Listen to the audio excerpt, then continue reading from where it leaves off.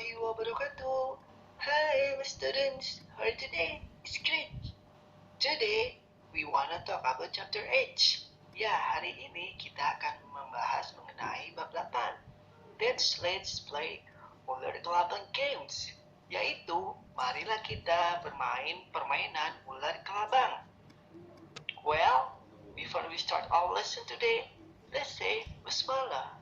Bismillahirrahmanirrahim. Tujuan pembelajarannya. Well, karena di bab ini kita hanya satu kali pertemuan, kalian akan mengetahui mengenai instruksi dan kalian akan mengetahui bagaimana permainan dari ular kelabang. So, are you ready for some fun? Let's dive in. Pertama, kalian akan mengetahui mengenai bagaimana permainan dari ular kelabang. What you know? Naga panjangnya dan kepala menjalar-jalar selalu kian kemari.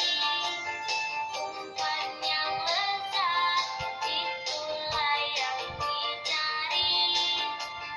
Ini dianya yang terbelakang.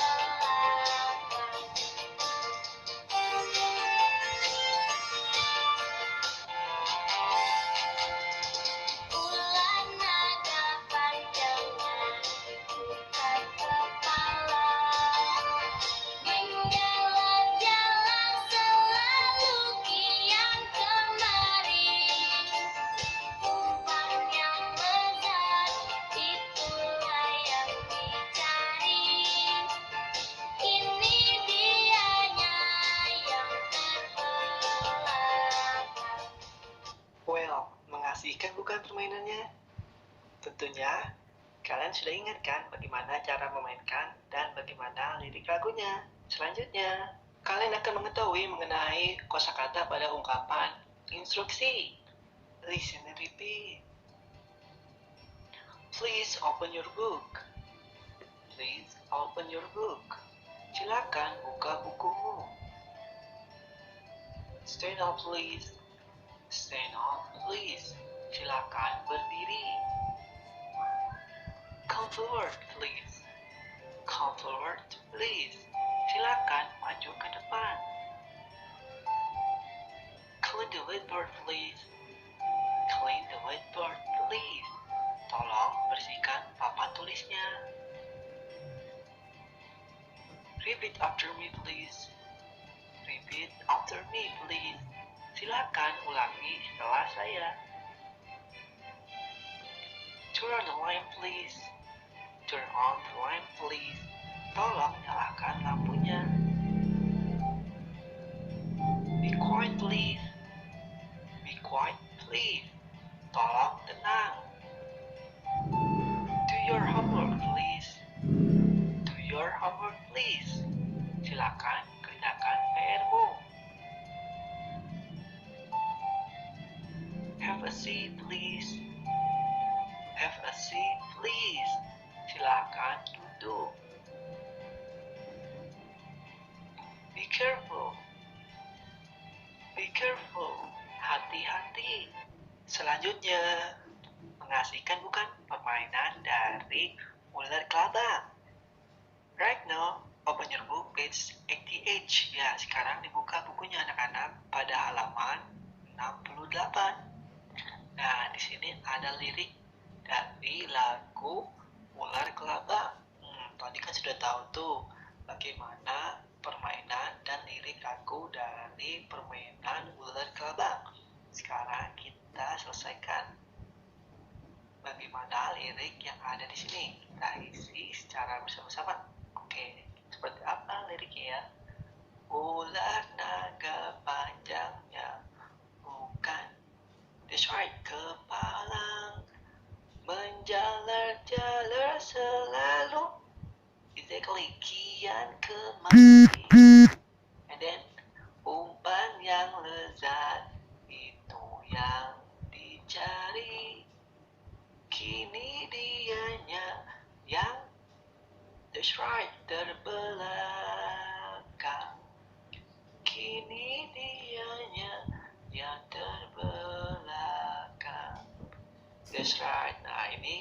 diketahui dari lirik lagu permainan ular kelabang. Nah, biasanya saat permainan diakhiri dengan kosong, kosong, kosong, isi, isi, isi. Nah, and then you can say kosong, kosong, kosong, isi, isi, isi. Nah, ketika mengucapkan isi, baru ya ditutup ya untuk sebagai ditanya memilih tim A or tim B. Oke, nah sekarang coba kita ucapkan liriknya kembali. Oke, 2, 3. Ular naga panjangnya bukan kepalang, menjalar-jalar selalu kian kemari. Umpan yang lezat itu yang dicari, kini dianya yang terbelakang.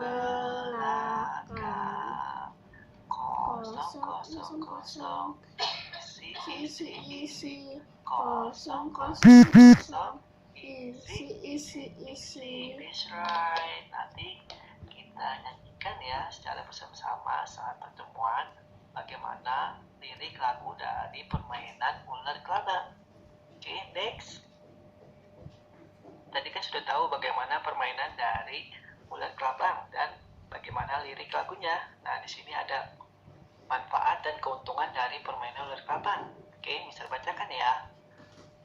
Ular kelabang or snake and centipede game is aims to make the players to be more creative. The players can sharpen their mindset and strategies during the game.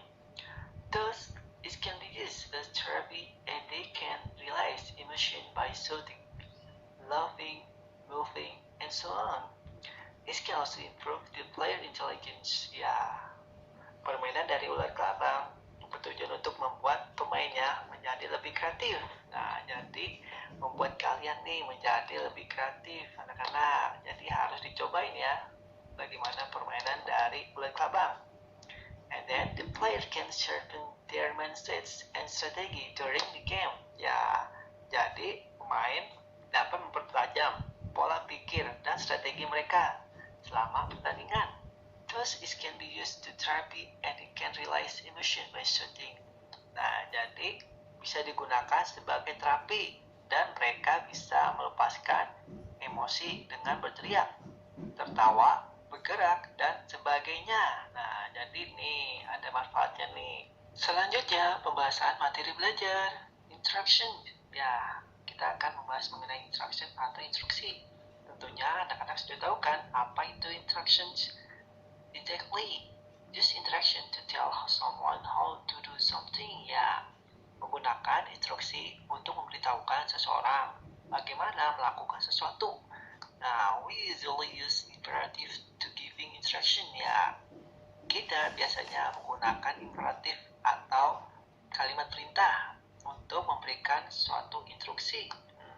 Oke, di sini kita menggunakan ungkapan bagaimana meminta suatu instruksi kepada orang lain. Okay, first you can say how to make a cup of coffee. Ya, contohnya ya, how to make a cup of coffee ya. Cara membuat secangkir kopi.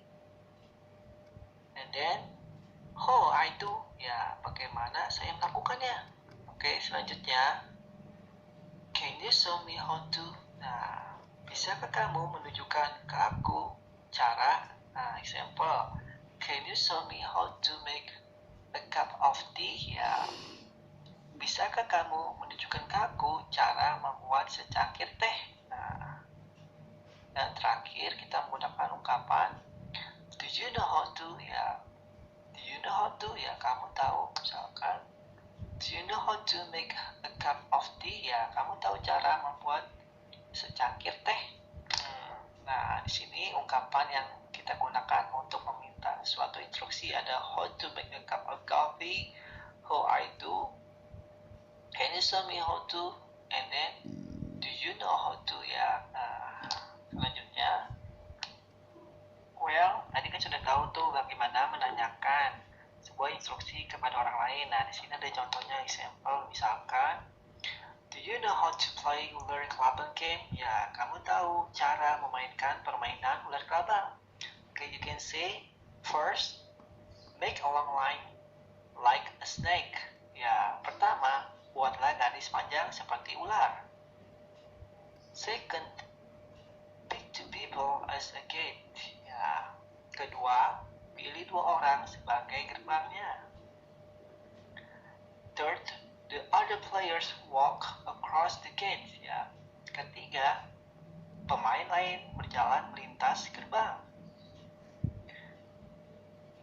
Fourth, sing the song and start the game. Ya, keempat, nyanyikan lagunya dan mulai permainannya. Nah, ini merupakan contoh instruksi bagaimana menjelaskan permainan dari ular kerabang. Okay, first make a long line like a snake. Ya, pertama buatlah garis panjang seperti ular. Second, pick two people as gate. Ya, pilih 2 orang sebagai gerbangnya. And third, the other player walk across the gate. Ya, pemain lainnya berjalan melintasi gerbang. Fourth, sing the song the start game. Ya, keempat, nyanyikan lagunya dan mulai permainannya. Oke, di sini kita menggunakan first, second, third, and fourth ya sebagai bilangan ordinal atau bilangan bertingkat. Nah, selanjutnya, giving instruction. Nah, memberikan instruksi.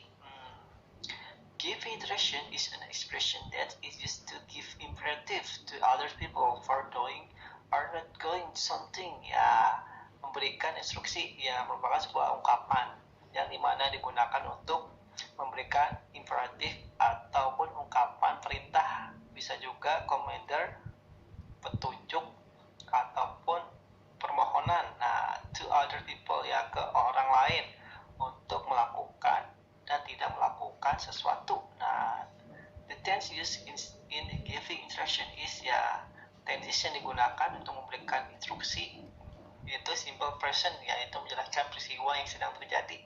Oke.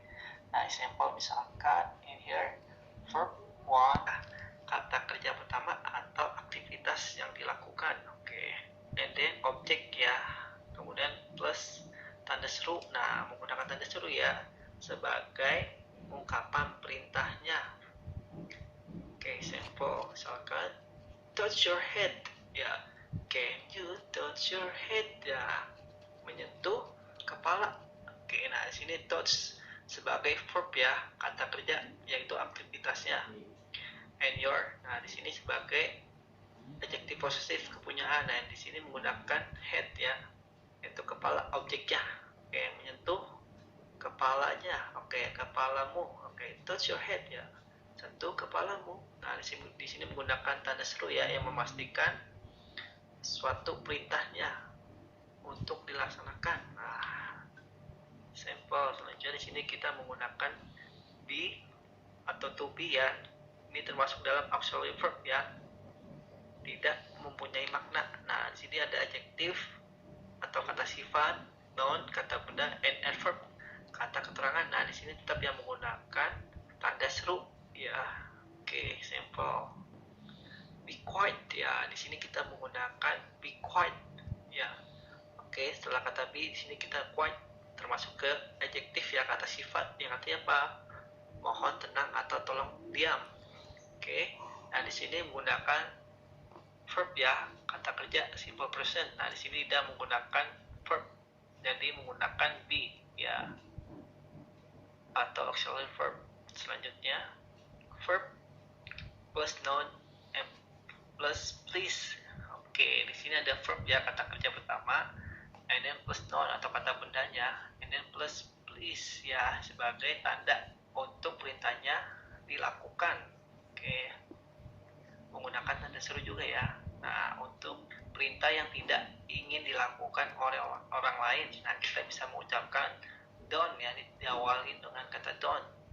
Oke, artinya apa? Jangan. Oke, don't plus verb 1 kata kerja pertama atau aktivitasnya plus noun ya benda, and then plus please ya sebagai tanda perintah untuk dilakukan. Oke, simple.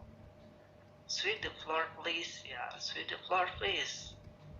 Silakan sapu lantainya atau tolong sapu lantainya. And then don't cross the street. Don't cross the street. Nah, di sini contohnya yang pertama verb Sweep sebagai apa? Sweep. Verb ya, kata kerjanya atau aktivitasnya ya, itu menyapu. Oke, the floor yang artinya apa? Lantai. Nah, di sini menggunakan the ya, yaitu kata sandang yang sudah pasti menjelaskan bendanya. Oke, floor ya, lantai. Oke, jadi sweep the floor ya. Sapu lantainya. Oke, please ya, silakan sapu lantainya. Nah, di sini ada tanda seru ya yang menjelaskan untuk melakukan perintah tersebut. Oke, kemudian di sini menggunakan don't ya, artinya apa? Untuk tidak melakukan aktivitas yang kita inginkan. Oke, atau kita lakukan kepada orang lain. Nah, misalkan don't cross the street ya, jangan menyeberang jalan. Oke, you can say your friend, don't cross the street my friend ya, jangan menyeberang jalan. Oke, di sini menggunakan don't. Kemudian cross kata kerjanya atau verb-nya, and then the street sebagai bendanya ya. Di sini kurangnya tambahin please ya, untuk menjelaskan perintah agar tidak dilakukan. Oke. Nah, selanjutnya, right now open your book page 72 ya. Sekarang dibuka kembali bukunya anak-anak pada halaman 72. Tadi kan sudah tahu tuh bagaimana menggunakan ungkapan instruksi atau imperatif. Nah, di sini ada latihan ya untuk kalian. Latihannya seperti apa?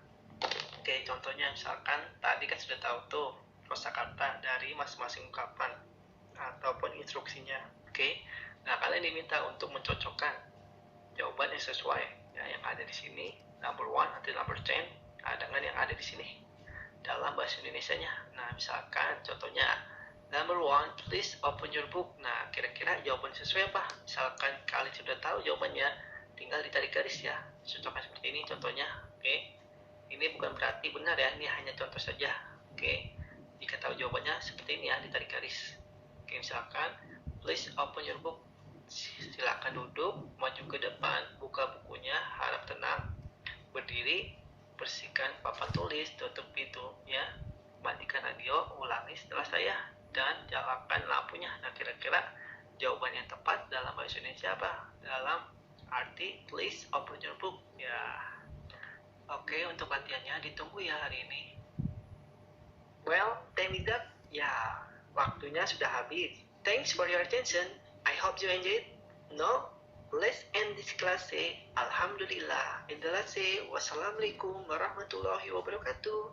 See you again. Bye bye. Thanks for watching.